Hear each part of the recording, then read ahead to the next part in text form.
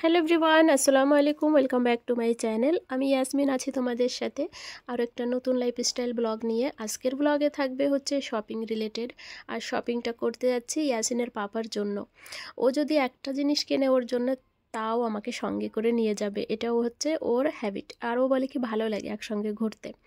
তো আমরা এই জায়গাটা, তোমরা যারা বনগাঁর আশেপাশে থাকো তোমরা কিন্তু অবশ্যই জায়গাটা চিনতে পারবে আমি কোথায় দাঁড়িয়ে আছি। তো আমি এখানে ওয়েট করছি, ইয়াসিনের পাপা একটু সামনে গেছে কাজের জন্য, ও আসবে আর আমি এখানে ওয়েট করছি। তারপরে আমরা ধীরে ধীরে এগোবো। এখান থেকে টোটোও নিতে পারি কিংবা হেঁটেও যেতে পারি।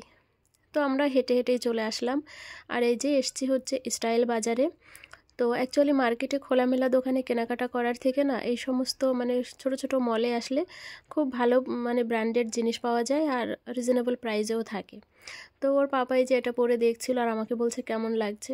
তো আমি বললাম বেশ ভালোই লাগছে।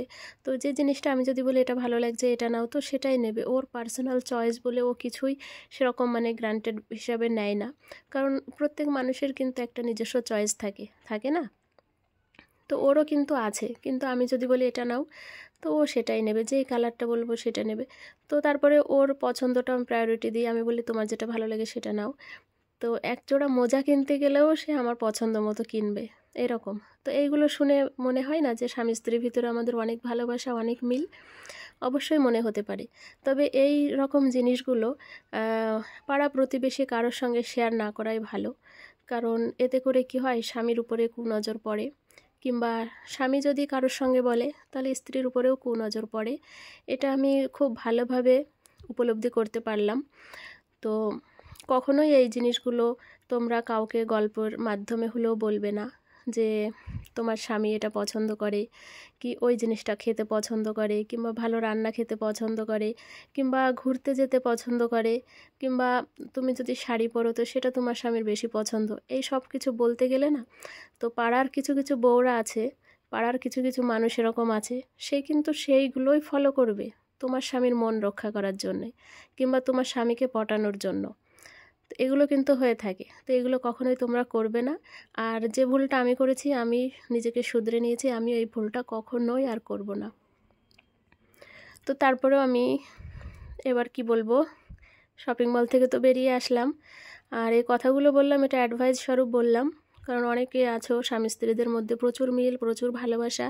আর ভালোবাসা এমনই থাকে যেটা না গুপ্ত থাকে না, কিছু কিছু হাইলাইট হয়ে যায় আর কিছু কিছু লোকের সামনেও এসে যায়। তো সেগুলো সবাই খারাপ দিক মানে খারাপ ভেবেই নেয়, হ্যাঁ না, পজিটিভলি কেউ নিতে পারে না। তো আজকে আমরা এসেছি দুজন, এই যে শপিং করছি। এখানে নাসরিনের জন্য একটা প্যান্ট নিচ্ছিলাম শীতে পরার জন্য, আর ওর পাপার জন্য যা যা নিয়েছে শীতের সেগুলো তো রয়েছে ওগুলার। কি খাবার? Steam fry chilli. কি জিনিস? চিলি এমন স্টিমে ও চিলি খাবো না, ঝাল লাগবে।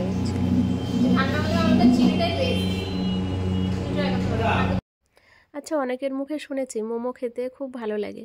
তো আজকে আমরা দোকানে চলে এসেছি, মোমোর দোকানে, দেখি কেমন লাগে খেতে।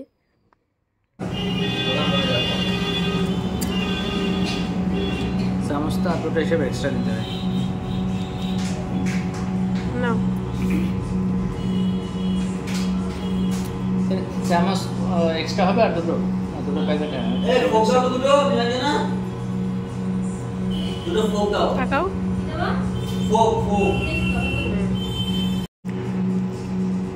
কেমন? অ্যাকচুয়ালি জীবনে প্রথম এই দোকানে গিয়ে মোমো খাচ্ছি। তো আমি যেটা নিয়েছি, অ্যাকচুয়ালি আমি চুজ করিনি, ইয়াসিনের পাপাই নিয়েছে। আমার জন্য নিয়েছিল হচ্ছে গার্লিক মোমো, যেটা কিনা স্টিম হবে। আর ওর পাপা যেটা নিয়েছিল ওটা হচ্ছে চিলি চিকেন ফ্রাই মোমো। তো এই মোমোটা কিন্তু খেতে দারুণ ছিল। তবে আমি নেক্সট টাইম যদি মোমো ট্রাই করি তো এটাই করব, একটু ঝাল খেতে, কিন্তু তার সঙ্গে টক মিষ্টি। আর যেহেতু ফ্রাইড মোমো, তো খেতে কিন্তু অসাধারণ ছিল। খাওয়া দাওয়া শেষে আমরা এবার বাড়ির উদ্দেশ্যে রওনা দিয়েছি। তো এখানে আমরা যাচ্ছি হচ্ছে নৌকা ঘাটে। তো ওই নৌকো পার হয়ে ওই পারে যাব। আর যখন আমি ওভারব্রিজ ক্রস করে হেঁটে আসছিলাম, তো ইয়াসিনের পাপাকে বলছিলাম যে একদিন এই নৌকোয় করে ওই পারে যাব। তো উনি কী করেছে, আজকেই আমার সেই শখটা পূরণ করতে লেগেছে। বলছে কি চলো নৌকোয় করে যাই। অ্যাকচুয়ালি ওর বাবা আমার সব কথাই শোনে, আমি যেটা বলি সেটাই শোনে। আর নৌকা ভ্রমণটা এমন কিছু না, অনেক ছোটোবেলায় উঠেছি। আমার ফুম্মার বাড়ি যেতাম, তো ওখানে নৌকায় করে যেতে হতো। তো আজকে খুব ভালো লাগবে, নৌকায় উঠবো, মনটা খুব আনন্দ লাগছে। আর আজকে সারাটা দিন যেভাবে ঘুরলাম দুজনে, ভালোই লাগলো। এমন মনে হচ্ছে যে অনেক দিন আমাদের মধ্যে এই খুশি ভাবটা ছিল না।